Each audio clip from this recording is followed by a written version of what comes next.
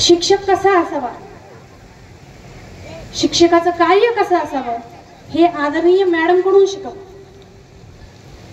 प्रत्येक विद्यार्थ्याच्या वैयक्तिक विद्यार्थ्याच्या पर्सनल लाईफ मध्ये जाऊन मॅडमने विद्यार्थी घडवले. कोणता विद्यार्थी त्याच्यामध्ये कोणत्या प्रकारचं कौशल्य आहे त्या पद्धतीने मॅडमने विद्यार्थी घडवला. जसा कुंभार मडकी घडवतो आणि ते बाजारात नेऊन विकतो, कोणतं मडकं किती कच्चं आहे आणि किती पक्का आहे हे त्या कुंभारालाच माहित असते. मूर्तिकार मूर्ती घडवतो, तो मूर्तिकार मूर्ती घडवतो. एक दगड, एक ढोबळ मानाने त्या दगडाची आकृती असते, त्या दगडापासून मूर्तिकार मूर्ती घडवतो आणि त्या मूर्तीच्या सर्वजण पाया पडतात. तसाच एक दगड